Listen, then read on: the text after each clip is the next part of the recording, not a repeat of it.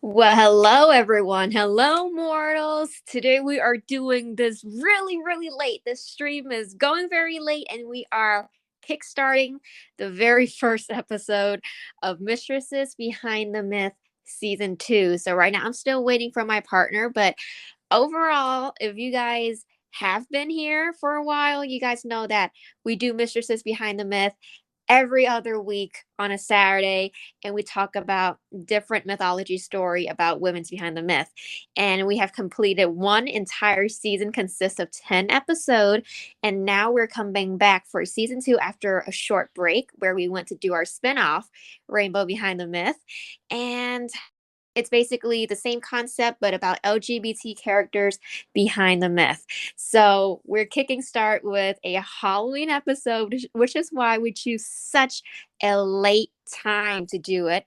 But overall, it seems like everything is basically in order. We just really want to come back strong with a strong topic, and we have quite a lot in store for you guys today. So yeah, we hope that today's story does intrigue you guys, even though we're really tired. I'm not even sure is anyone awake this moment, but yeah, it's a lot, and hopefully it's enjoyable. But also we have quite a disclaimer today because the story today is something to kick off Halloween with.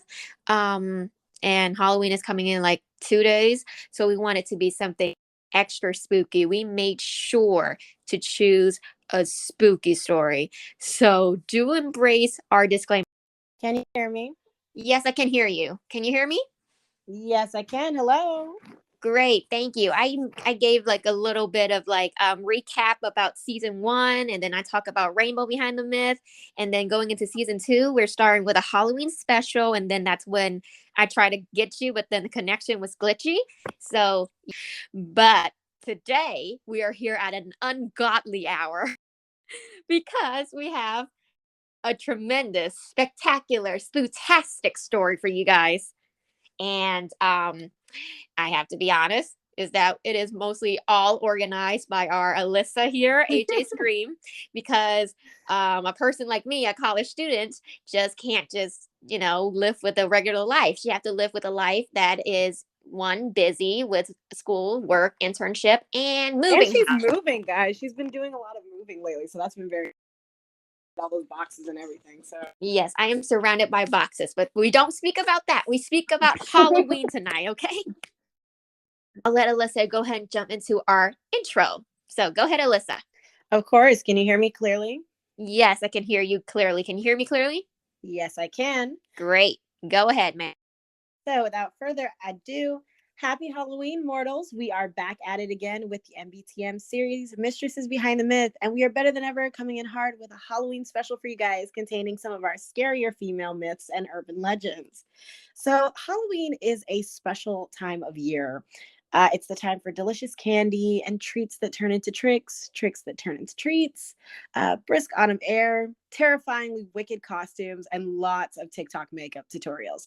The best of all, it's the scary stories from all over the world that keep us going. For this creeptastic holiday, we are taking our very special and long flight to one of the spookiest places around. We are in Japan today, Nihon, the land of the rising sun. Yay! Yay! Applause, clapping, laughter. So we are in Japan. Nihon may be the land of the rising sun, but it is also the home to one of the scariest and some of the scariest and most bizarre legends and myths and monsters around. But it is also home to Japan's very own Kuchisake Onna, the Ooh. Slit Mouth woman. Oh, wait.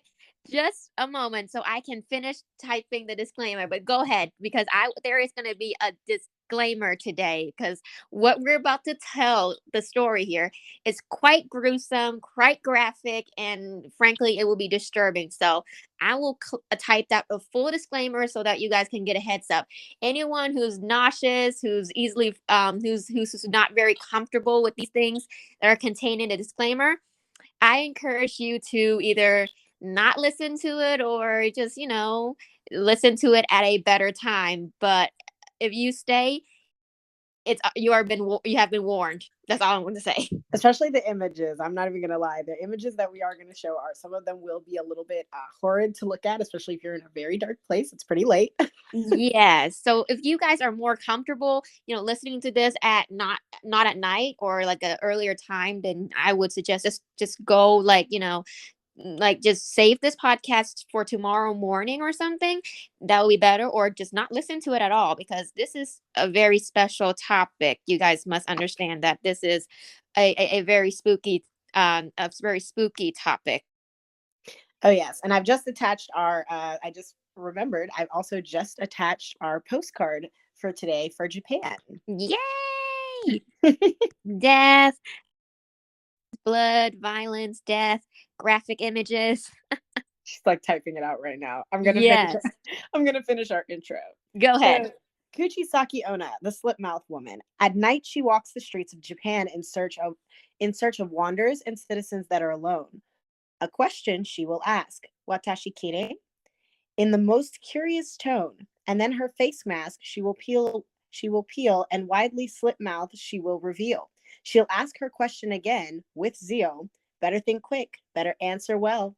On this question you must not dwell, and do not scream, for if you do, a slit mouth there will be for Kuchisake Onna and for you. And so with that nice little rhymey intro, I meant for that to be a little bit more, Yeah, a I little can bit see what you're working smoother, with. a little bit smoother. But with that little nice rhymey intro, we're going to begin our story for the day. So, without further ado, there are many versions of this story, and they all end basically with a vengeful spirit who has a split mouth, and she is indeed a legend, possibly an antidote for stranger danger, female jealousy, violence. She represents a lot of pretty spooky things. So today we're going to go through some of her. She has so many, there's so many different ways to tell this spooky story, but we're going to go with the main three that I managed to find. And I've given all of them kind of original titles that are kind of like the nickname, what I kind of saw going on there. Because, like I said, there are so many variations and so many different versions, and it kind of gets twisted along the way. Oh yeah. But Oh yeah. But all of them are just as gruesome and twisted. Like I said, I'm getting like the creepy vibes already. Like as I was going through the story that Alyssa was just typing out, I was already seeing, how this is gonna go. I mean, it gets my adrenaline going, especially at this time at night. It's like the best time for spooky story. But at the same time, no, I'm not gonna sleep tonight. Like it's one of those kind of things. So, like I said, disclaimer: you had your warnings. Please, if you're not comfortable with this, please, save it for another time, or just don't do it, because I know I'm one of those people who have that kind of like very long sticking like very long-term memories with these kind of things. So I know it's going to stick, and that's the purpose of this whole story, is that we want it to stick. We want the spookiness, the creepiness to stick with you, because it's meant to be belongs to the horror genre, or it's meant to be a scary myth. right. So this is your last warning. Like, be aware, turn away, or just face your fears at this moment. Go ahead, Alyssa. Right. So, as I was saying, we are gonna break down the story into the three most well-known versions of Kuchisake Onna's story, and we'll be talking about Onna as the icon, the woman, and of course the monster that she is. So, without further ado, we're gonna start with the first story. So, the first origin story, I'd like to call this story "No Honor Among Samurai," because Oh, honestly. oh, I know where this is going. Well, anyone can know where this is going. Yeah, samurai are known for their honor. Unfortunately, Kuchisake Onna's husband was not. So, during the Japanese Heian period, around 1,000 years ago, a samurai was married to a beautiful woman, like one does, Kuchisake Onna. Of course, he needs a beautiful woman. Other than that, why would he even walk around? He needs an eye candy. Duh, Right. duh. And of course, she has to be the object of everyone's affection, the most beautiful girl in all of Japan. And of course, like most beautiful girls back then in these types of stories, she knew how gorgeous she was. So basically, what happens in this story is she would walk around.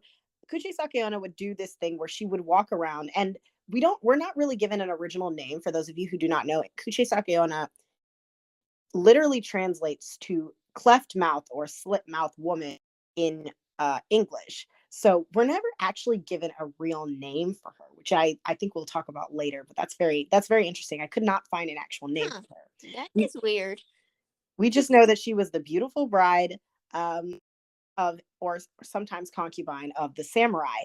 And basically, what happened is Kuchisake Onna would walk around the village all the time, asking all of those who stared at her, because, like I said, she was beautiful. She knew it. Everyone knew it.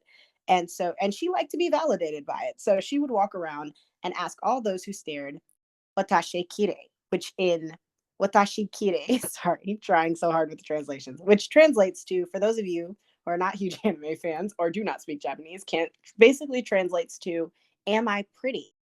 Oh, well, she's sexy and she knows it. That's great. Unfortunately, not so great for her samurai husband, as the Ah, samurai as the samurai was angry at all of the attention that his wife was getting. of course, of course. Why else would he be angry? Man. Yeah. Okay. So he was very angry, and jealousy kills, as we know. And so when he found out, and so later on, he actually found out that his wife was being unfaithful to him. And when he found, and he already hated the Oh, attention that she would get. And so when he found out that she was unfaithful, he decided that it was time for her to pay the piper. So one night, armed with a knife, he attacks her, and so it's not much of a fight, and he basically well, presses a duh. blade. He presses a blade to her cheek and slits both sides of her mouth from ear to ear, leaving a Oh, and he leaves in his wake a twisted, bloody grin. And ah, ah.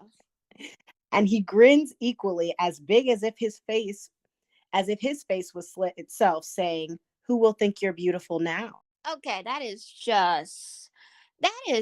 petty on so many level, and that is not an act of an honorable man. I will say that. And so sorry for the graphic, but you have been warned. I will keep saying this because people are gonna be like, you didn't warn us. Yes, we did. We did warn you. It's graphic and it's gonna continue down that road. Continue, Alyssa. Speaking of graphic photos, I actually have one of Oh Kuchisake. my god, please don't. Yes, since we've gotten through the first version of her story, I'm just gonna send it through our first Nightmares. graphic, if nightmare fuel, in case we needed any. Nightmares before Halloween. Oh my god. I hate all of those photos, really. I really try She's so not to terrified keep of the them. photos. I try not to keep them in my head or my heart, really. It's a it's just a bit too much. Ah, That's my favorite one. That's one of my favorite ones. you have been warned. Okay? And so basically, this is what we get. We get a very beautiful woman who has now had her face slit. So she has a gigantic smile. She goes around town flirting, smiling at everyone, talking about, "Am I pretty? Am I pretty?" And so basically, her husband gets jealous, finds out she's being unfaithful, and decides to slit her mouth. And so she has a nice, permanent, gigantic gash of a smile. And in some stories, it's actually said to be bloody, and the teeth are said to be all screwy and sharp, and it's Oh, just gross. So, needless to too say, much after detail, like TMI. Come on. But yeah, I do have a comment on this though, Alyssa, because I felt like the idea that you said, because I remember that you did say that it is when she was walking around and she was kind of, taking the attention in, as she was just kind of enjoying the attention. And some people call it arrogant and some people call it, and we nowadays we call it just self-love, because she likes herself. She's comfortable with herself. Like, she thinks that she's enough and she thinks that she's beautiful. Why can't she show it off? Why can't she just enjoy the attention? Well, this is the consequence of a woman living in a toxic patriarchy, that that they are repressed to a point that modesty or humility doesn't just stop as a custom or as a way of life, tradition, or anything. It actually becomes a chain for the females within that society, that if you don't follow these things, you're considered immoral, and that you are treated as such, like you're treated as like an object to whoever's in charge, whoever holds authority over you, which is completely toxic trash, to be completely honest. Well, I mean, I have to agree, and it does strike me as very extreme that her husband decides that because he's jealous and because he takes issue with his wife going around, seeking attention, that it bubbles up to the point where you feel like you have to slit her face open. That's a bit extreme. I mean, it was a different time, but not an excuse for all of that. But you do have to also keep in mind that I did say she was being unfaithful. Yes, She was cheating on understandably. him, in which case, had the Understandably, she roles been was. reversed, we would have taken his side. Had the roles been reversed and, he had cheated on her and she had done this to him, we tend to, as a society, kind of jump Yes, I on. see the lopsided, the landslide here between the role of a man and a woman. I wouldn't agree with it, even if it was a man or a woman, and in a way that was very uncivilized. Yes, a person can be wrong to the end of the world, but would we treat them with such cruelty? Maybe, I mean, maybe we killed them in the fastest way possible, but we wouldn't just extend the pain out in that sort of gruesome, unhumane way. Well, I Like, mean, you also have to remember that this was his wife and there was no such thing as divorce back then. So, I mean, yes, this was kind understand. of as close to it as you could get.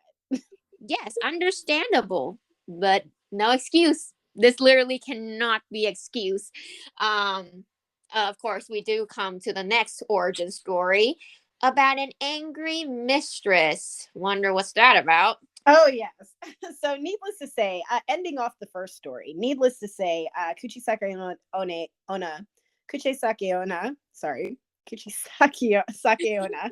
It's like a Totally tongue understand. twister. You gotta very much excuse our pronunciation. Like I said, every single podcast, excuse the pronunciation. It's like a We are tongue twist. not the best at this. So moving on.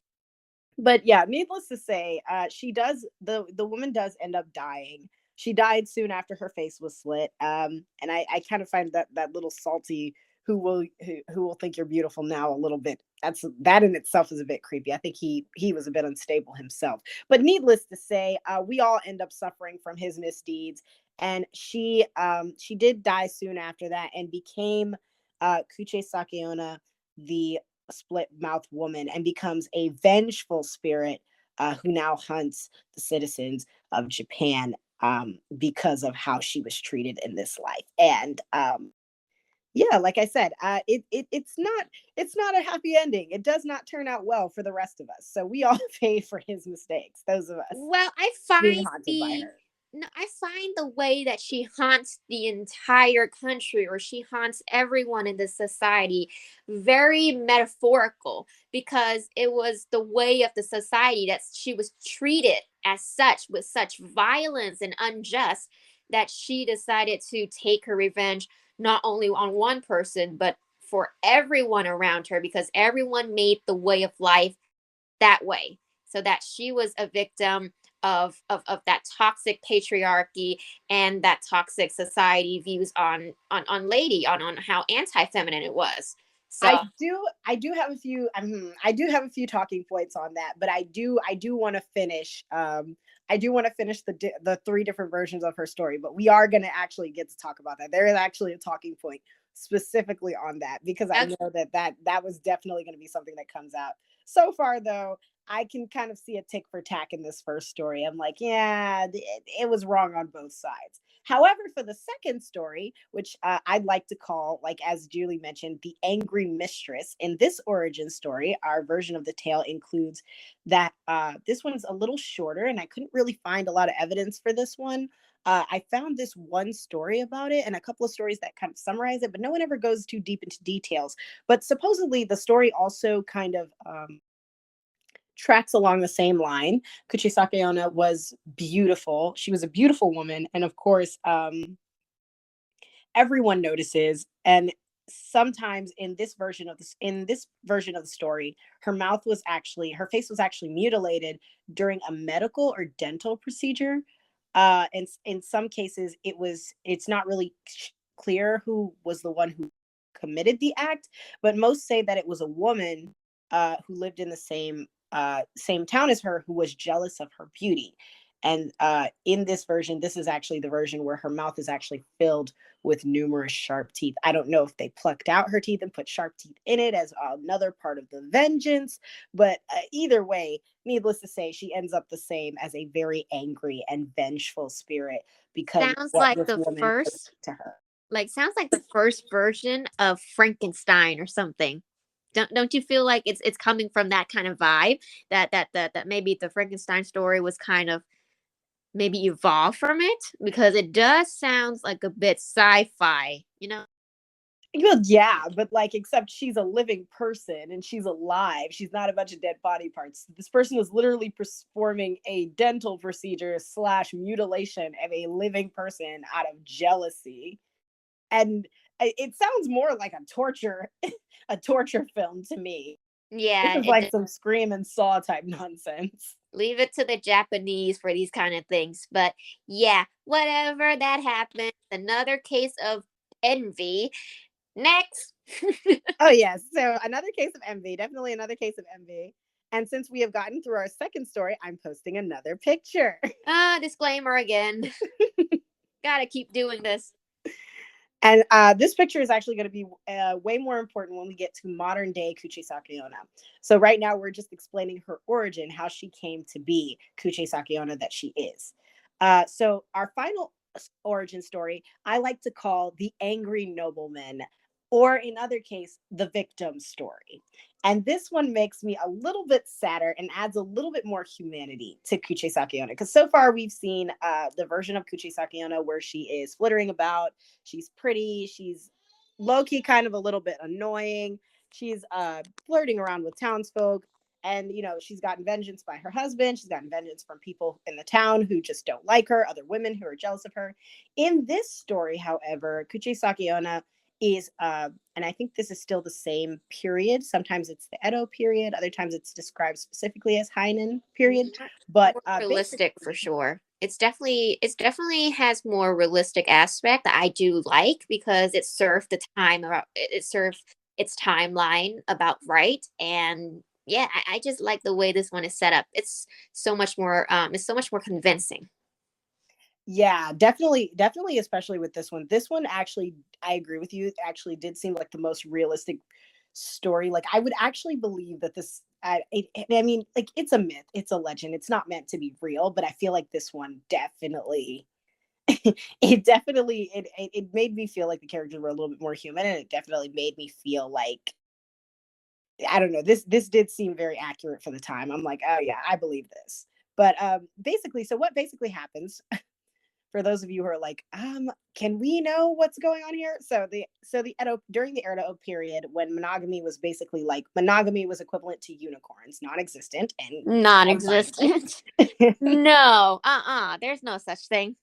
yeah, and having mistresses and concubines was quite normal during this time, especially in places like China, Japan. I think you told me about a few systems like this that worked in Vietnam too, Julie. But uh, It it was worked in a lot of places. I mean, not only in Asia, but you guys know in Europe too. Anywhere really where patriarchy reigns, this is bound to happen. That a woman falls into the submissive role, and these practices will happen no matter where you are, whether there's a good system of it or not.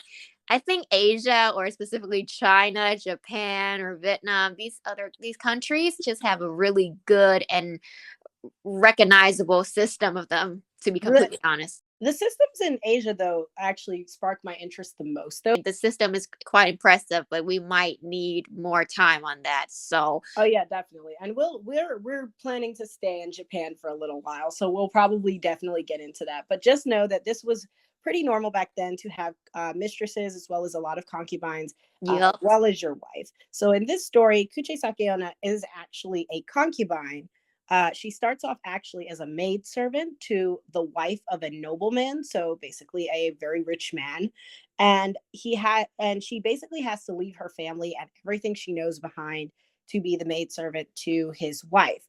The wife herself could not give children, as we know back in this day that was a huge no-no, and so she basically, Kuchisake Onna as a concubine is picked to have children to provide to these two rich people, and basically provide them with an heir to the throne. So They're this is common jerks. practice. Yes, they're jerks. And not only are rich people into this, but a lot of people are into this. Is that if you don't have a son, if you don't have someone to carry your name, you don't have an heir practically. Like no matter who you are, you want someone to carry your family name. It doesn't matter if you're like a farmer or you are a merchant, a nobleman, or even the king. You want someone to just continue your bloodline. That's all the rage back then. That's like the trendiest thing you can find back then. I feel like even now it's a huge thing, especially if you're a person of if you are like, I find this in a lot of different, it's even prevalent now in a lot of different cultures, because if you think about it, like, having someone carry on your name, that's your legacy. Really, you will never live to really see it, but I mean, I'm going to go on Hamilton for a minute, but like, what, you know literally having a legacy is just planting those seeds and having someone to carry that on. If you don't have children, I mean, that kind of does kind of take all the Well, you don't have everything. sons, specifically sons. Yeah, then that's a no-no, and especially during this time in ancient Japan. So, of course, if a woman can't have like, can't carry like kids, sons for their husband, it's kind of a big deal. Well, not kind of, it's a really big deal. They need to make a baby no matter what, but they need to do it in a way that will save their face. And how did they do it, Alyssa? Okay, I see. See, I was wondering. I was like, "There's a lot of hostility." We haven't even gotten to this part, but I forget that you read ahead of the story, so you Um, actually have the um, document. For those of you who don't know, she has read ahead of the story, and that is why she refers to our two rich, noble people as jerks. Jerks. Because see, what ends up happening basically is that, and that perfect segue into continuing the story. So what basically ends up happening is that, so Kuchisake Onna basically has been recruited as a concubine to have their son so that they can raise it as the next heir. Um, Well, but one day, not really like this is not really like a recruiting thing. It's like, no, you're gonna do it. It's kind of like you're gonna do it because I told you to. And it's a very common thing. Like I think I've explained this to Alyssa before, is that it's a common thing for like the wife, like whoever is the official wife, like on I guess paper, if they have those back then, like on actual documents, or they actually in the family book name or whatever, then that wife get the claim to all of the children. Whoever is their husband children, they get claims to all of them, even if that kid was birthed by a concubine or a minor wife or a mistress. Doesn't matter. because That's the way it is. the wife is the head of the household, in which case all the children are technically her children. And thus far, if you think about it, really kind of, I feel like this would be putting it way too rash, especially when we haven't there's not been enough research done on this yet. So somebody please correct us if we're making this seem a little too blunt. But in a way, the children are basically the wife's property. Even if it was had by the concubine, they belong to the first wife. Yes, because The the first wife concubine is the head of has the house. Yeah, because the concubines and the minor wives has no say in these things.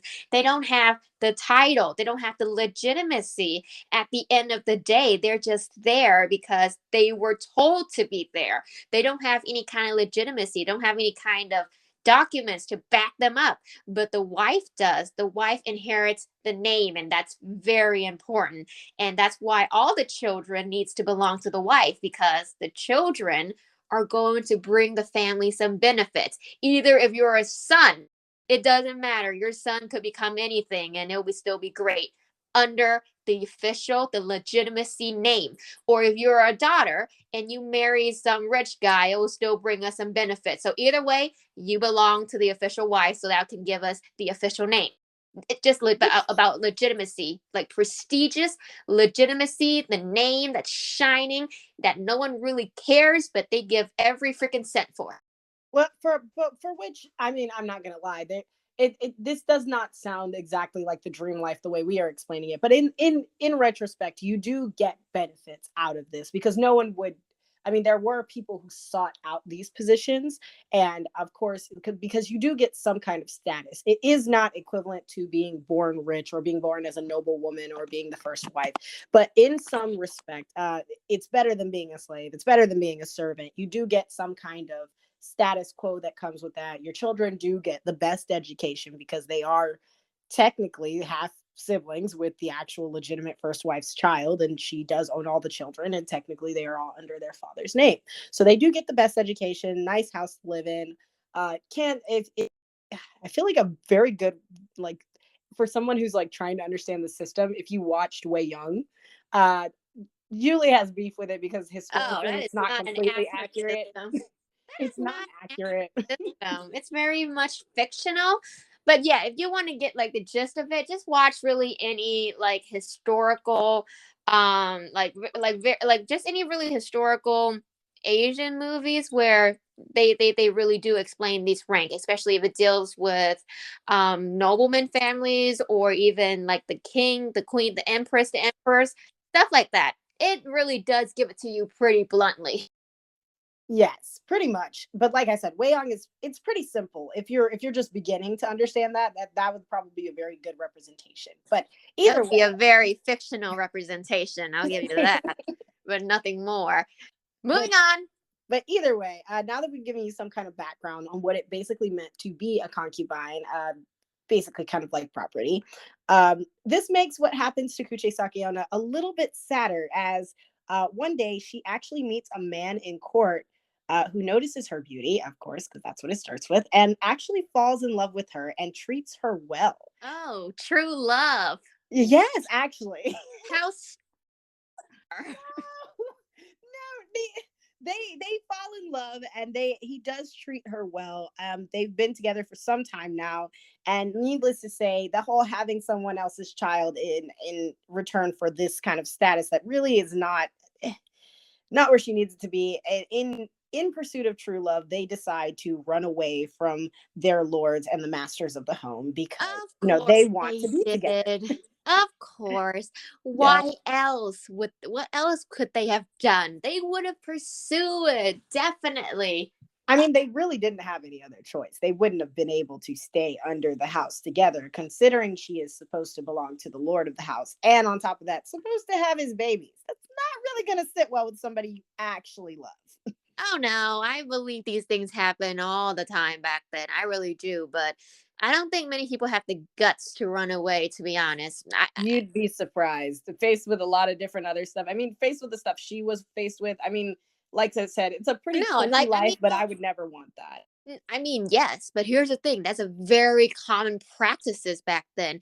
And like and yeah, I agree with you. These people actually do get very comfy life, even though they don't have much authority or powers in their hands, but they do get very comfy life. And again, some people settle for the more, comfortable option instead of having to go through certain hoops. But there are people who would willing to do that. But I'm thinking that a lot of people, especially a person like her, I mean, she's going to be producing an heir for like a nobleman. Many people would want to snatch that up. Not many people would probably choose the route to run away. Then again, that's just my way of thinking it of it. It's But just it, a yeah, less dangerous option. and then in that case also, she also, like I said, compared to just being used as an object, this man it's not even just like, and it's actually, I probably glossed over it a lot more because when I really read into the story, it really did sound like this man and her had a serious connection. This is not like prince or nobleman meets like country girl out of the suits. This is a man of her class, a man who actually just, and it doesn't really say that necessarily he's of her class. They just say he's part of the court. So I'm assuming he had a title as well, enough to keep her comfortable. So it's kind of a win-win on her part to go with him. He genuinely likes her, and they made it a point to say that he was entranced by her beauty, but like I said, they made it a special point to describe how well he treated her. And so in this case, it truly is, I feel like, true love. And in that case, if the person is well off enough, because he is part of court, to take care of you, and on top of that, he loves you genuinely and you love him right back, I'd say running away was a pretty dang good option. I would have tried it too, honestly. It's not, but this is a tragedy, and this I is a would horror film. This is probably, not a romance. So of you course know it what? does not end well. So I would probably, what I would probably do or recommend that they do is that like, here's the thing. I just kind the way you said it made me kind of think like maybe he's not like, oh, a lord or a duke or someone with like who's up there, but he does probably have some rights, some power, probably of course more than a concubine. He's probably a part of the like the whole noble patriarchy. So I'm thinking maybe he could have been like a son of like maybe like a minor son of like another nobleman or something like that. Like he could have been a son of another concubine or something like that. And I would have probably recommended for him to like, kind of wait around for a while and let himself kind of rise to the rank a little bit and see what happens. See if he can, I don't know, switcheroo, get her out of that situation instead of kind of just running away blind. Well, either way, it doesn't. I mean, yeah, I could see that being a possibility, but if you're, like I said, and I'm no expert on this whole falling in love thing. I'm not even really technically a fan of romances. I personally like this story. It is a little sweeter, Uh, but in my opinion, I personally feel like I wouldn't want to be waiting around for the person that I really truly want. I wouldn't want to be, but everyone's different. But I wouldn't want to be waiting around while some other dude jacks her up and gets her and why to not? have a kid. She's It's just, already yeah, a that. concubine at this point. Well, I mean, like that's the thing. Why not? She's already someone's concubine. It's not like she's a girl who's about to meet that age where she's about to marry. She's already married for God's sake, or she's already been given to someone. She's So not necessarily married to him. That's the thing. She no, doesn't have the title of a I wife. said she was given to someone. Like she's technically already kind of given away. She's not like a girl who's about to. She's already given away. So it's already kind of in that situation. You can wait. That would be the most rational, considering how Who the is she? story ends. See. I feel like we could have this. We got to get through the story, but I feel like we could have this debate all day, especially regarding who she is. Who she is that you can just give her away. Who exactly owns her? Especially when especially just had a whole like strong conversation about nobody really owning her and how this is kind of wrong in a sense because I mean understandable it for the time someone did give her away but I mean honestly Well, as what we is somebody said, having authority not. other than you just understanding that you need to follow those rules? Free will is a thing. You don't necessarily have to. I there's always an option, and in this case, she chose to run. She didn't make it far, but she chose to run. Well, for a woman during this time, even if she belonged to no one, like if she does, like even if she belonged to no one, like she just like a female living during this time, she wouldn't have that much authority and says. And if a nobleman wants her, then he wants her. She couldn't have no say in that. Like if we're talking if she was like a property of someone and she was given away, or not, then it wouldn't really be up to her either way. Can definitely see where you're coming from. We're going to leave that up to everyone who's viewing at home. I'd love to hear some of you guys' opinions on this forbidden love that kind of happened in the nobleman's house with Kuchisake Onna. Do you feel like things could have ended differently if he had just waited a little bit? How do you guys think that this situation should have been handled? And while you guys are thinking on that, I'm going to continue with the story. So, needless to say, this is a horror. This is a Halloween special. This is a horror story. This is not a romance. And so, of course, snitches get stitches, and hopefully they did get some. And buried in a ditch, someone basically rumor starts to spread that these two are planning to run away together. I don't know why you would tell anybody this, considering how strict your household is, but someone basically snitches, and Yep. as we know, when somebody snitches, someone always gets stitches. And in this case, it was not Kuchisake Onna, but it could have been. So Oh my then god. basically, the word gets back to the nobleman that she has found this man that she's in love with, that she's about to run away with. And the nobleman, of course, is furious. And so, in a fit of rage, well, not really in a fit of rage, he had actually planned this out. He came bearing a weapon. And of course, you already know the drill. You know how this ends. He mutilates her, slashing her beautiful face from ear to ear so that no one will ever think she's beautiful again. And of course, she, of course, dies very soon after that. I guess having large gashes in your mouth does. I'm still not very sure on how she dies. All we know is that she dies very soon after that and I becomes the mean, vengeful spirit that we are all that was unable to rest peacefully because of how she was mistreated in this life. I'm kind of wondering, did she still have to birth the child through all of this? Well, So that either was the whole point. here's the thing, even if she didn't die like with blood loss or something, she could have died because of an infection, because it's not like they have antibiotics back then. So it's like she would probably she it's probably pretty easy for her to die. And I mean, with the babies, we don't know, but what I'm more curious about is what happened to that guy. Did he got killed too? Did he, not like her anymore because of the way she was disfigured? Or I mean, what happened? The story actually never, as far as I know, and I looked up, the story never actually says what happens to him. And I'm assuming that's why I'm saying I'm assuming because maybe something happened or maybe she was infected. It is just a story, but I'm assuming that something happened because the story is always very quick to say that as soon as her face was slashed, she died soon after. Like that's a constant. All the stories are very different and mixed up, but the one thing that remains constant is she dies soon after her face was slashed. So maybe he never got a chance to come back for her. Maybe he was away when this happened, but it never tells us what actually happens to the dude. It basically just says that she never got her happy ending. Dude slashed her face before she could leave. She dies a vengeful spirit, and because she dies in that way, she becomes vengeful and rises again for all time to be angry. And speaking of being vengeful and rising, those are basically the three origin stories that we have for Kuchisake Onna. So we have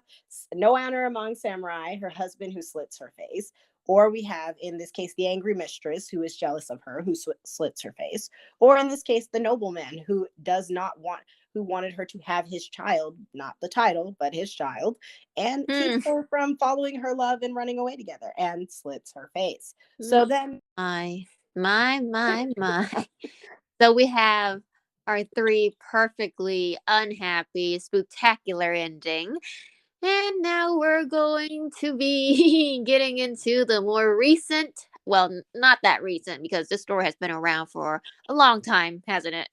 And we are going to get into, of course, the common theory. Oh my God, Alyssa. I had The to add another one. We're getting into her now. We are getting into her story now. So this was basically her origin story, how Kuchisake Onna comes to be. So now we get into the more spooky parts of the story, the more spooky part of the myth, how people view her today, her story now, and how you can escape her if you ever run into her. So she is a vengeful ghost in Japan that goes after. It varies from telling to telling, but most of the time she goes after children in particular at night, and she will ask you a single question. If you get the answer right, no problem, you're safe. The problem in this, there is no correct answer. There That's is no the correct. problem. That's the only problem because there's no right answer. There What? is no right answer. That is the only problem. Okay, that's the only problem. The problem here is that it's not because of the dying children, it's because there's no right answer. Well, I mean, yes, because it is possible to get away from Kuchisake Onna, but like I said, if there's no, and you have to answer the question right in order to do so, and there is no right answer. Reason why? Let me explain. So, Oh uh, my God, I'm not going to sleep tonight. So usually what happens is that Kuchisake Onna will appear in a trench coat. In recent cultural stories, the trench coat, and in lots of pop culture, her trench coat is usually red, and I'm guessing that's to represent a lot of the blood that she now has on her hand, as well as the blood around her face. But most of the time, it's a regular, bland-looking trench coat. This is part of what makes her kind of so scary, is that she blends into society. She will be seen wearing a trench coat as a tall, slender, beautiful woman from head to toe, and a mask on, a surgical mask. And for those of you who are in America, this is not normal to us until COVID happened. But in Japan, this is actually quite normal to wear a mask, as it keeps the germs away, and you do it out of courtesy so that you will not get others sick. So her being in a trench coat and a mask is, while that would be kind of weird for us to see someone doing that, and we'd probably head for the hills as soon as we saw it, this is very normal for people in Japan to see. So she doesn't stand out very much.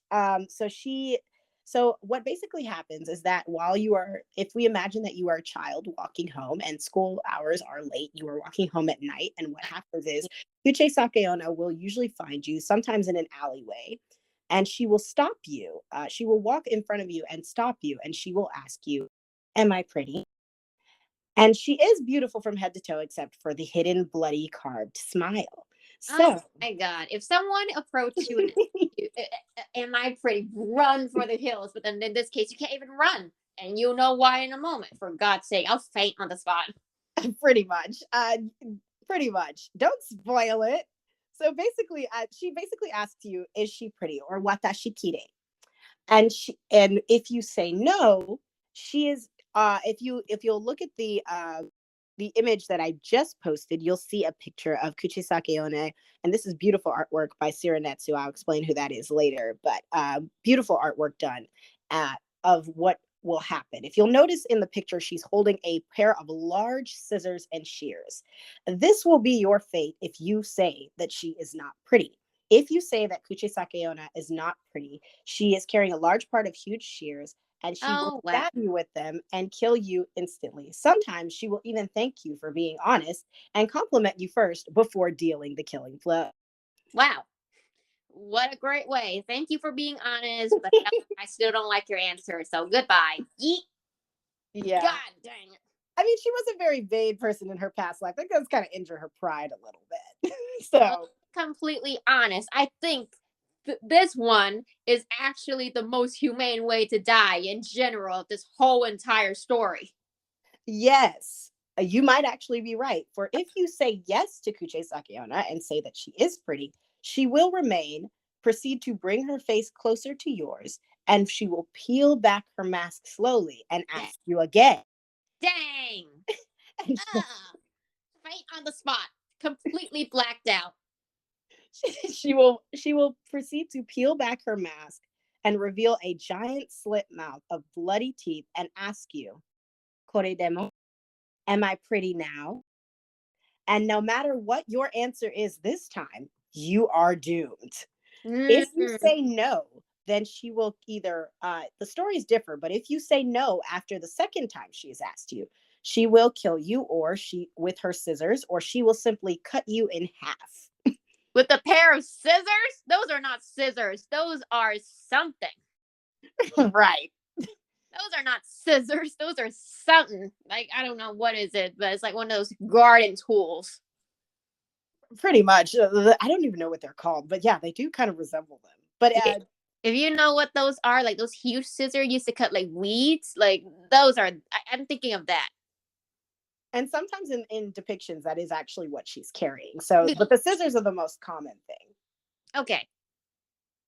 So moving on, if you say yes again after she asks you, "Am I pretty now?" and she reveals her smile, she will either, this one varies. If you say yes after the second time, she will cut the corners of your mouth so that she will sometimes take their scissors and slit the corners of your mouth so that you can look just like her. My. And She. if you lie and say yes, she sometimes she will actually leave you alone. And that is when you get lucky. But most times she will nod her head and leave you alone, but then she will follow you home and kill you while you sleep. Dang. And if you scream, the fate is the same way. If you can't even bear to give an answer and you scream, she will take that as a no and cut a smile from ear to ear, so that you will look like her. I'm dead. Either way, I'm dead. Oh my God. And don't even think about running, because Uh, wherever you go, she will be there right in front of you to appear. So basically, like classic creepy monster. You can't run and you can't hide. Wherever you are, she will be. And when she comes to find you, she will repeat the challenge over and over again until you answer. Sometimes simply, and sometimes in other stories, if she's being merciful, she'll simply just chase you down and kill you. And oh she my. has an inhuman speed. I've literally watched people do, like, they do kind of like a ghost catching video, but in this one, it's more of a survival. Can you survive? And she is extremely tall, very huge, and she's got speed. My God. I mean, the Japanese, they thought of everything. Right. I honestly think that their horror is a very special type of horror that just terrifies me to my bones. Like the Japanese can make they just I feel like Asia in general just has a very special talent for horror in general and scary legends and myths and things like that. They're some of my favorite. Seriously. But no, to be completely honest, I think this myth really embraced just the mythical side of it is that it's very much like a myth. I don't know why they would tell this to children, but I'm thinking very much this is a myth to scare children. I mean, because just growing up, if you have like an Asian background, you probably hear a bunch of things that your parent says that when you're a kid, like don't go into the attic or don't go into the basement, and it's usually they just want to avoid you from coming into from meeting accidents, from having accidents or touching wires or something you're not supposed to be touching. So they would scare you using myths, as in if you go down there, you're going to be taken by the boogeyman or something. And these things stick with you, and that it creates a fear in you. And I'm thinking that maybe this is a myth used to scare children. Like after school, you need to come straight home. Don't go hang out with your friends. Don't go wandering the streets because you're going to run into this person or that person. I'm Kind thinking, of jumping the gun here, but yes, actually that is part of what it was used for. It was also used at one point for stranger danger, but we'll talk more about that in pop culture oh next. yeah, definitely. I'm not talking to anyone after this. Jeez. Well, I mean, yeah, it is like a really good representation for stranger danger because that is kind of she does come at you nicely. She's not coming very dangerously, but she asks very weird questions and then she just it's very creepy. The whole thing is very creepy. Yes. Um, so how do you survive Kuchisake Onna if there is no correct answer? Well, good news for you. There actually is one. It's very, very random, but the correct answer when she asks you the first time if she is pretty is to answer with an ambiguous so-so or average in order to confuse her long enough for you to run. And apparently that works and she will not follow you if you manage to confuse her. Or you could throw money at her. Some people say if you throw money at her, she will stop to pick it up and you can leave. So, all of y'all, empty out your cash, make it rain if you want to live. What if you don't have cash? I only carry my card. Like I barely have cash. I'm dead. Well, if you don't have cash, you can also throw candy. She likes hard candies, specifically some candy called, and I'm not sure about. I don't know why I don't have the name on here. I'm pretty sure that I put it on here, but it was called Bakem, I think it was called. It's a type of hard candy that they have in Japan, and supposedly she likes them. So if you throw them at her, she will stop to pick them up, and you will have enough. Great, Uh, because people carry hard candies with them everywhere. Good to know. Throw candy or throw cash, or say something to confuse her and manage to run away, and maybe she'll leave you alone. Okay. So I'm dead. Great. Thank you for that, Alyssa. And just loving the artwork that's here. This is just that is a really nice representation of the artwork. But It is definitely, very disturbing, but it is. definitely. So now, so this is basically the story of Kuchisake Onna, and now we're gonna get into. We've talked about her story and how she came to be. Now we're gonna talk about the monster. Just some fun facts. Sometimes she doesn't wear a mask. It's a little bit less overt, and she's actually covering the mouth with a cloth mask or a fan. Sometimes it'll be a fan or a handkerchief. So I guess if you see people just randomly holding a handkerchief and it's looking a little bloody, maybe we walk the opposite way. She also carries sharp instruments with her, as we've mentioned. Sometimes it's like the garden tools. Most of the time, it is usually scissors. It's canonically agreed upon that it's scissors. Other time, it's a knife or it's some kind of sword from her Edo period. Other times, it's a machete, a scythe, or like we said, a large pair of scissors. It's sometimes also implied, I couldn't find any direct evidence of this, but at one point, one of the stories implied that she exclusively attacks men, which would kind of make sense for her the way that she died. So those are just, and then like I said, throwing hard candies is kind of a bonus survival tip. So throwing hard candies at her, and it's called Beko Ame. That's what it was called. The candy is called Beko Ame or Beko I hope I'm saying that right. Beko Ame. And supposedly when you throw the candy at her, or sometimes even if you don't throw the candy at her, if you yell the word pomade 3 times, she will run. Not sure what the history is behind that, but I'm very interested to find out. If anyone does find out, please put it in the comment section because that's very interesting. I'm Oh yeah, kind that is of a pretty. random word to yell out to somebody. Yeah, that is pretty interesting for you to just. Yeah, that is something that's weird. So I would really want to know. I would want to dig into that. But yeah, if someone know, please do comment or give us like a heads up or something. I would like to know about that. Imagine the language barrier, though. I just thought this was. Okay, so I was really creeped out while I was researching this, and I researched it at night. But I was like thinking, I was like, the thing that made me laugh is like, imagine a language barrier because you know the words in Japanese, like even like the whole L and R thing, the L's in Japan are pronounced as R's. Imagine saying pomade, and the language barrier makes it sound so different that she just doesn't care. It's like Yeah, so sad. yeah, you're dead, or don't go to Japan, one or the other. Pretty much. And in this case, like we said, we've already kind of talked about what she probably represents. I don't know if I'm still kind of lost on whether her story was supposed to represent whether she is a monster is supposed to represent what vanity gets you, being ugly on the outside, you know, and inside, being ugly on the inside, translating to your outside, whether this is just a story about how jealousy badly affects people. Because as you said, there's a lot of stories that you're told as a kid that are meant to kind of teach you lessons. Me personally, I grew up with African parents, so there was always some kind of story, especially with my uncle. He's very much older, but he told me a lot of stories growing up, and a lot of them meant to teach me lessons. So the lesson here is a bit muddled. It ranges from either vanity to jealousy um, to stranger danger, basically, especially because it became, and I think that was kind of a recent development around the 70s or 80s when she started showing up, that it was like she exclusively hunts kids. So I was like, Yeah. very interesting. The previous version saying where she specifically attacked men are maybe more original, and the kids thing is probably a new, like maybe a newly emerged version of the myth. That's like that's just what I think, to scare children. Probably. Also, can we just talk about how ghosts in American culture versus ghosts in Japanese culture? And I like the difference, like especially because like I always feel like for one, the ghosts are a little bit more malicious in Japan than they tend to be in America. Maybe we're just so used A to little, a little. very much more malicious than they are in America. Yep. Or maybe I just haven't heard the right ghost stories. But I mean, like a headless horseman chasing me through the woods versus a woman who's literally carrying scissors to stab me because I didn't give her compliments. It's kind of those Well, are why?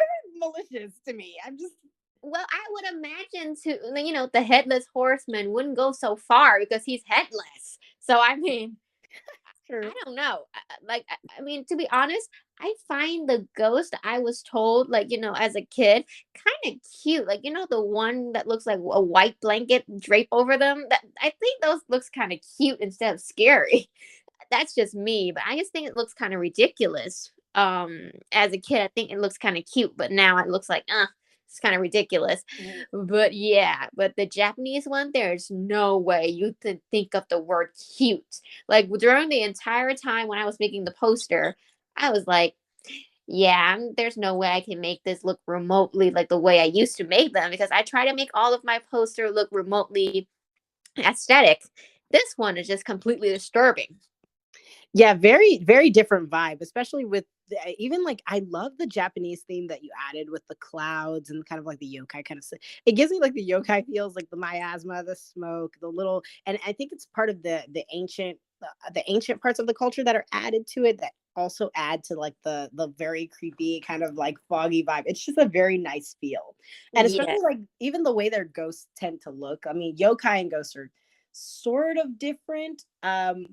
Uh, they are very much a different type of entity, and we can explain that much later. Like I said, we're going to be in Japan for a little while. This is kind of our Yeah. intro back into our stories, but definitely Japanese ghosts, they have a certain look. Especially the most common look probably that you'll see for an American ghost is like a human that's died, that maybe has its head holding its head, that's see-through, that you can touch, but it still looks human. The most inhuman you'll probably see a ghost look like in America is when they're possessing someone and making them do inhuman things. It's about the actions that scare us more than the appearance. But in Japan, a lot of the common ghosts that you'll see, and especially in like pop culture and like and animes, is usually, first of all, usually represents it's usually represented in the form of a woman, which I gotta ask, what were y'all doing to create this many female ghosts back then? Clearly, based off of her Kuchisake Onna story, there was a lot of injustice going on. But Yeah, that's exactly what I was thinking. Like a lot of it must have been very repressed towards women, or very like very little justice for women, and that they were harmed in very heartless way for these stories to emerge. And that it's still sucked. low key kind of harmed in that way. Like even some of the, it's kind of low key why I had to stop watching some of the shows, because they really just bothered me. It bothered me the way the women would act and how they were Yeah. treated. It was just, it was not a very good feeling. But either way, And you asked me why I don't watch any like Asian drama anymore, because I'm so sick of it. I am completely out of Asia. I don't like, I mean, Alyssa sticks around, but I don't even bother anymore. So, yeah, that's my content stream for you guys. Don't ask me about anime because I don't know anything. well, I love anime's creativity. I love the fact that anything goes. And then Thailand, I actually really like the way they treat their women in their shows. And then Korea, storytelling is just mwah, phenomenal. Chef's Let's get kiss. back to the story we're telling. Yes, but either way, the way that I was talking about the appearance of the ghosts and how they differ from American ghosts. Like I said, the American ghosts are still somewhat human to us. Oh, albeit they're dead humans, but they are still human. When you see a Japanese ghost, it is very clear from the moment it exists. In fact, there have been a lot of so some of the more truly terrifying ghosts that I've seen in American movies were actually inspired by some of these Japanese ghosts. Usually, like I said, they appear as a woman. She usually looks very thin, frail, pale as the moon, almost see through. You get this very inhuman vibe from them. Usually, the hair is long.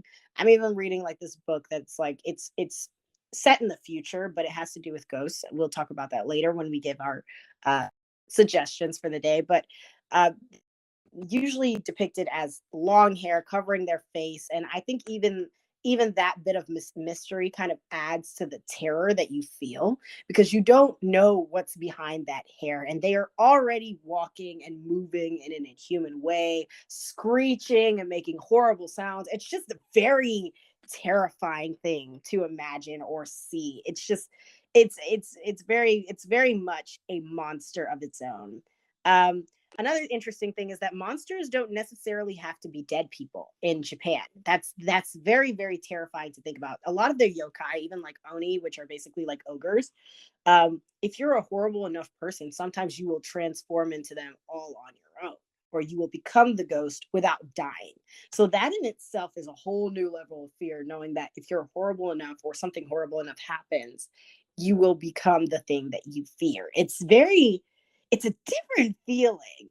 Whereas as opposed to like say Greek monsters, where you're just, if you ever and I was given this tip by Overly Sarcastic when I watched it. If you ever want to create a monster for a story that you're writing, if we have any writers out there, uh best bet doing what most people have done is just smushing two different animals together, and you basically have a monster. Think chimera, think minotaur, and all of that stuff like that. But Oh, God. it's truly an organic feel when I see Japanese horror. It's a very organic feel, and literally to add to that, anything can be a monster in Japan. We've got literally they have literal stories about a wall being a monster, a wall that eats everything, a shoe. There's even some very inappropriate monsters, very jokingly made monsters, super inappropriate. There's one that is a Yeah, let's not talk about that one. Julie Let's doesn't like this not. one, but I think it's absolutely hilarious. I have pictures. I will not post them, but definitely if you can, I would suggest looking up different types of monsters and different types of yokai, definitely, or ghosts in Japan. It's just Anything from really the silliest weird to that they even come up with that concept. That I don't even know. Like, I don't think they were bored. I think someone got a little bit naughty on their creative side, if you guys know what I'm talking about. But it's like, it's not even for horror anymore when it comes to those kind of monster. But whatever. I'm not going to judge. Everyone has their own thing. But moving on, I really just want to get this over with because I'm at that phase where I'm sleepy, but I'm too scared to sleep. So keep going. Okay, so definitely that's basically my spiel on monsters in Japan. But let's move on to Kuchisake Onna as a woman. we were talking earlier a lot about what it meant for her to be a woman in old Japan and how that basically affected her becoming a the monster that she is today. Women who are abused coming back to life and haunting the living absolute nonsense out of everyone is very much it's a very common theme you'll see, especially in a lot of cultures and in a lot of cultures where women were done wrong. In my way, I feel like it's a narrator's version of getting revenge on society for what it put them through. Um, Literally, and if you and it doesn't always have to be scary. You can literally see this in, like, say, if you're being less scary, DC comics. And I know some people are probably really scared, so I'm going to make this anecdote. If you go to DC Comics and you're looking at Amazonians, the Amazonians, say like Wonder Woman, were quite literally made from women who had been done wrong by men in the world. They had killed them off or mistreated them. And so they basically took the bones of these women. I have no idea why Zeus thought this would be a good idea because he's frat boy Zeus. And he basically took women who had been wronged by men their whole lives and took their bones and rose them up, and they became the Amazonians. So putting it in a more spooky, that in itself kind of sounds a bit creepy when I say it, but putting it in that light, you do see a lot of females that are a lot of storylines where females are basically risen and basically are getting revenge on a world that did not treat them very kindly. So as to whose fault it is that she became a monster, I really think it's unclear. It depends on which story you're looking at. In every one of them, I could easily say it was everyone else's fault.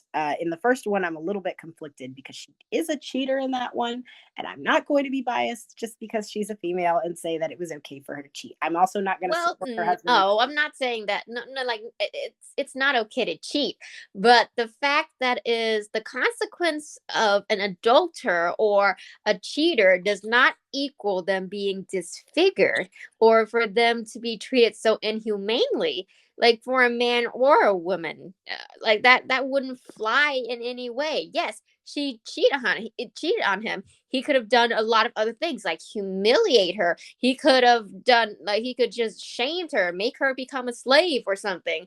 But he chose to do something very violent, very just, I can just only sum it into one word. It's very inhumane.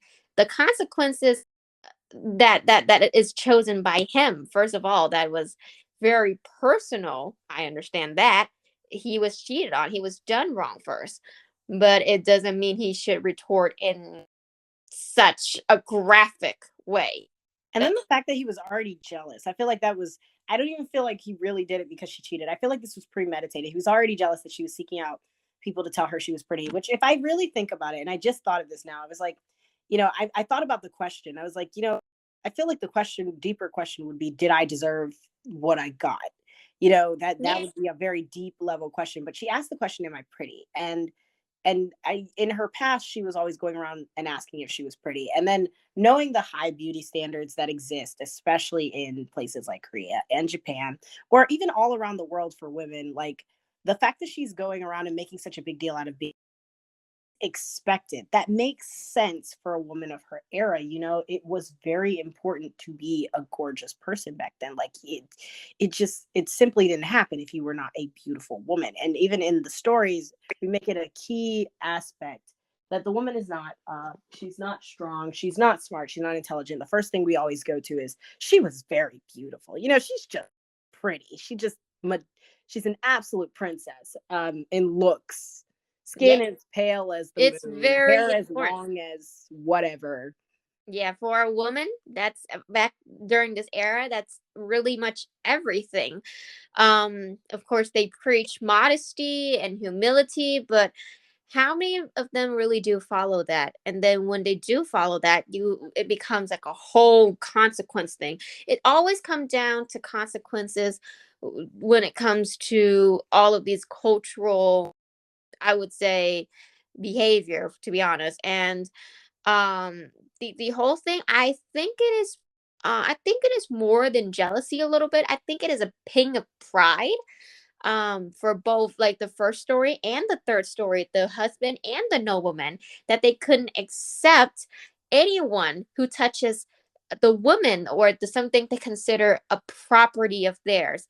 Even a look of when she asks if she's beautiful and other men look at her, when she committed the act of adultery, or when she was about to run away with another guy, they just couldn't take it that something of theirs is rebelling against them, or that something of theirs being taken away by another person.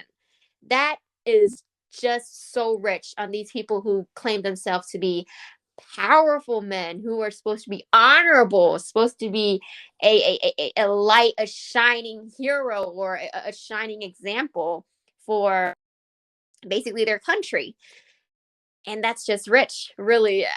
That's really all it is. Very toxic patriarchal shit going on. Well, then that's a good segue into talking about how, because I mean, I do agree, but then we also have the women on women violence. If you remember our Hera episode in season one, Oh my. going back to that, Oh my. the female violence, because the second story is a little bit more unique. And funny enough, we don't find a lot on that. So maybe that was somebody trying to add something new and spicy to the story.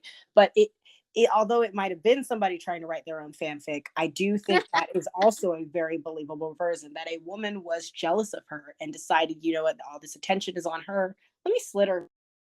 Let me ruin her and sabotage her in the worst way possible.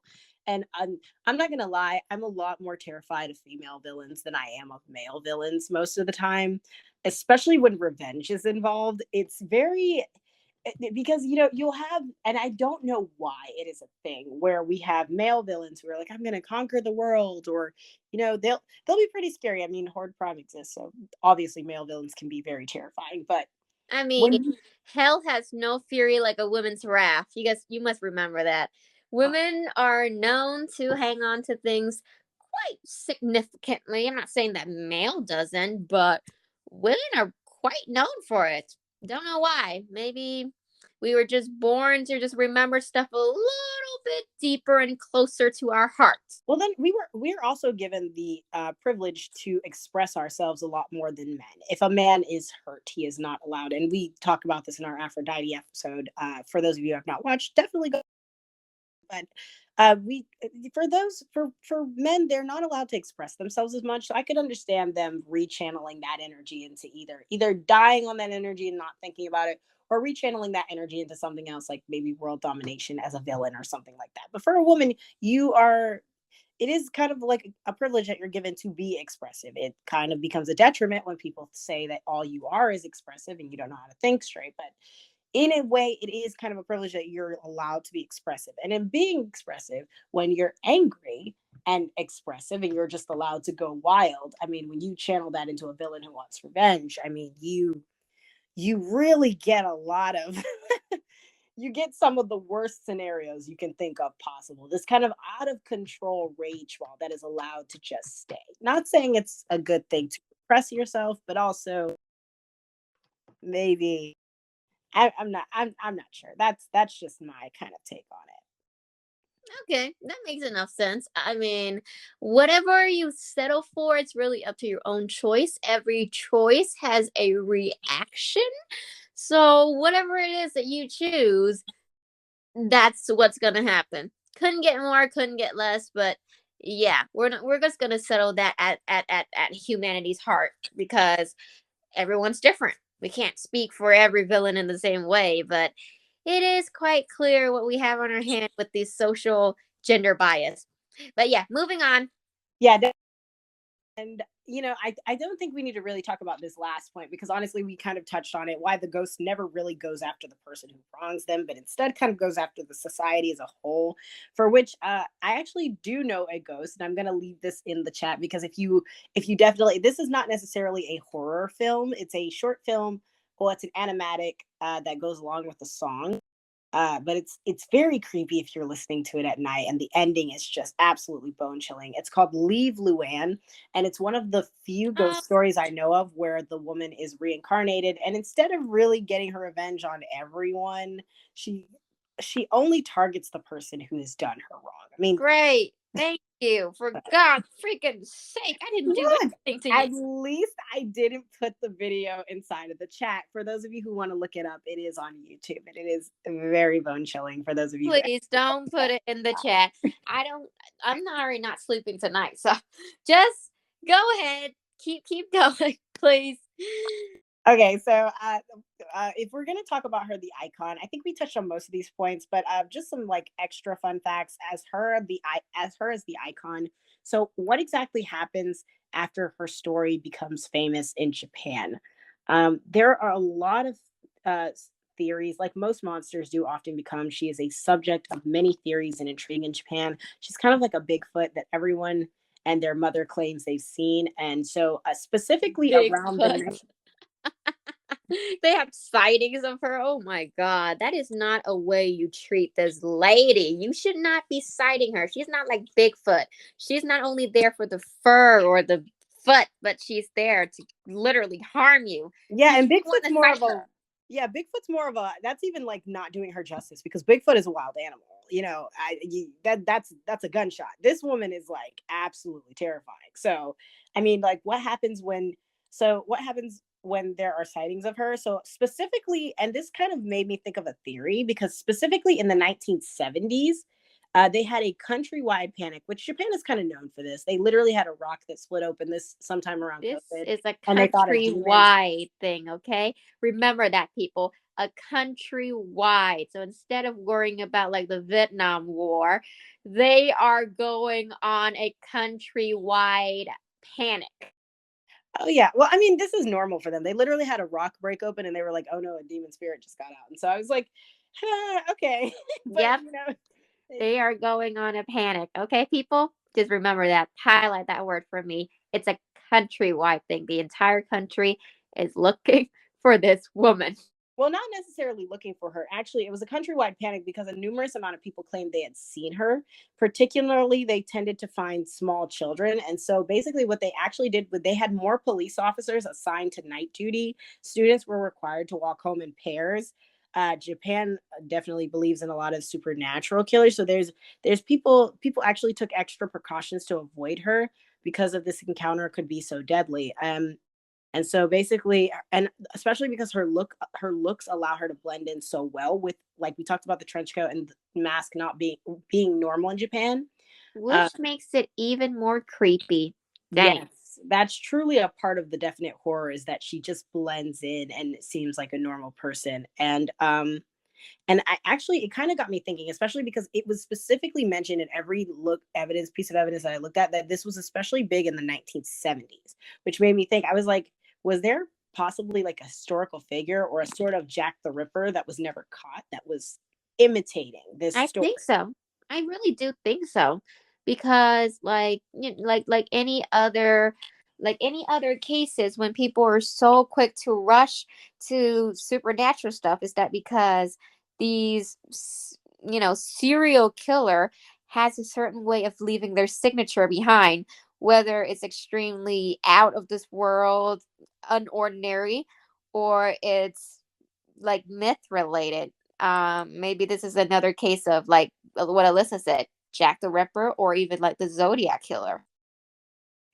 Pretty much. Like, so that's what I'm thinking it was. These people are so old in their stories that it kind of becomes a myth in itself. These were real people, but it becomes a myth because it's so old or they were never able to find it. And so they become the thing of myths and legends, and not the good kind, more of the scarier time from a harder time, but still.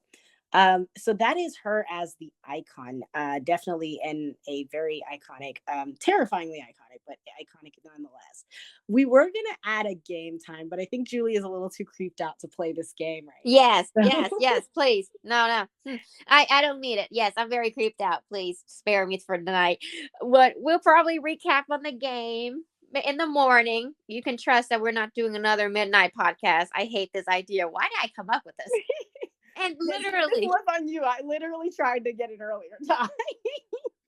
you It would be agreed. So cool. okay. Yeah, I did agree because I was like, this would be cool if we did like a midnight. But now I'm also like sitting here like, ah, gosh, no, You know what? not a good The idea. the part that disturbed me the most here is that when they are going on this whole country panic about we have a supernatural being at lost. But in the reality, they're overlooking a serial killer. They're literally overlooked a whole person who is going around targeting kids, and that person is probably still alive, roaming around today. Yeah, and that's I wouldn't say today because it was in the 1970s. By now they would at least be a little too old to be up to these antics, but you never know. You Um never know. but literally and actually in some cases, and I think this is a good segue into our pop culture connect time where we actually, I think I put it here. Yeah, here it is. So Oh dear. how old is this legend basically? So as you know, I said that a lot of ghosts were uh taken as a lot of Japanese ghosts appear in American pop culture. Rings was specifically inspired by this one. I think it's not the same thing, but it was inspired by it. And the older of the two sources for this specific story actually runs from 1603 to 1868. So maybe the murders were happening then, but 1603 to 1868 might have also been a time for it. It's from the Edo period specifically, but those are specifically the timelines for which the story kind of pulls up. And so I'm just like, yikes. There's even like one record in like very old Edo period, which talks about a man who encountered some gorgeous woman face that he could not see. He tries to talk to her basically, trying to chat her up, trying to Oh, flirt a because little that's bit. such a good idea. Yeah, overlook all the warnings. Go talk to the pretty lady in the dark alley. What could happen? Pretty much. She basically turns around and of course he ends up dead. So that's something. That's pretty much the only record around that time, though. But the story's been told for a very long time. But specifically in that time, it was a bigger deal in the real world. But as for like pop culture connects, a lot of Halloween costumes, a lot of short films. If you're more interested, that you can look up on YouTube. I'm not posting anymore because I'm already terrified enough. There's actually a whole movie. Actually, it's a little older and still a little bit cheesy, but there are three movies, a couple of short films. If for those of you who are gamers and like to play video games, Fatal Frame actually features her in a lot of them. She's featured in a lot of video games, but that is one of the main ones that I know that I was given by a friend. Uh, if we're giving suggestions, Ziranetsu is also the person that I said that he kind of does a would you survive kind of challenge. He's fun to watch. Snarled is also where I found this, where I first heard this story. And Snarled is also really a good resource on YouTube for Oh like yeah, yeah, yeah. scary That is stories. a really good channel if you want to go there for horror storytelling. It's absolutely fantastic. I'm very terrified, but I love them regardless. Oh yes, definitely. It's always fun to watch them. I try never to watch them at night because Snarled Sapphire is just absolutely terrifying when she's telling Yes. stories. It is absolutely truly a horror. And then of course, True Monsters is a part on the History Channel. I love the History Channel. It's actually part of where we got our Medusa story. So if you wanted to know more about that, for those of you who were wondering, Oh yeah. I that's part used of to it. watch them as a kid as well. Love them, and they're just really informational. Yes. And so you can find a lot on the monsters there if you go to their True Monsters series. And that seemed to be, they're pretty short, but they're actually really fun shorts to watch. I already mentioned Zeranetsu. I'm also going to plug in some modern day stories with Japanese ghosts in them. It's actually a book called Ghost, and I just started it. So I'm still kind of in the middle of it, but it's a very nice neo. It's basically takes place in Neo Tokyo, and so it's like a futuristic kind of ancient Japan. Very Oh beautiful, Lord. very fun to read, but it is like it does feature ghosts. That is actually the main part. So it's a lot of ancient ghosts in Japan, in like futuristic Japan, and so that is it is a book by Exot Aratare. So for those of you who know who Wraith Rain is or who don't know, definitely would be cool to check out, especially if you are more interested in Japanese ghosts after this story. There's tons of other stuff that we could mention, too many really to name, but definitely hope that this is basically the end of our podcast. Thank God, because now I Thank need to go watch something freaking happy. God. Thank freaking God. I'm never doing this again. It is fun, but I'm getting goosebumps and I'm not sleeping tonight, nor am I going out into the streets anytime soon. Not like I go anyway, but now I'm not talking to anyone. But final thoughts on this? Trust no one with a face mask of COVID. Okay, Um, that's easy to do. That's very easy to do in the age of COVID, especially in America, because we're not used to face masks. That's the one reason why America was so upset because of the face masking, because it's not part of our everyday norms. Now, in other countries, like I know for a fact that when COVID was starting to hit a few countries in Asia, it was quite easy for them to get on with the mask procedure or the social distancing, because there's a lot of countries where wearing masks every day, going out into the streets, or when you're driving or you're walking to classes, it's common to wear a mask. And in America it's not. Like, it's a very big thing here. It's not common. So when the mask protocol were put into place, it received a lot of backlash, a lot of very much declining the use of face masks. And that's, I think, it's just basically a cultural thing in general. So yeah, trust no one in a mask. Kind of hard to if you're outside of America. Very easy if you're in America. So prioritize Americans. and don't do anything that Zeus the frat boy would do, Oh as my usual. god. Don't do Never. don't do anything that we told in this whole entire podcast, please. And do brace yourself, because not brace yourself, enjoy yourself. I'm sleepy. Enjoy yourself, because this is the last midnight podcast we would ever do. Yes, definitely. And you guys be safe out there. Have a great Halloween. Be safe. I do not personally celebrate it myself, Happy Halloween. but definitely happy Halloween to everyone out there. Have a good time. Be safe, and we will see you next time, mortals. Yes, definitely. Goodbye. Have a great night if you can sleep. I'll put more disclaimer up, but goodbye, mortals, and see you in 2 weeks when we bring you more creepy content, because we're going to be in Japan for a while.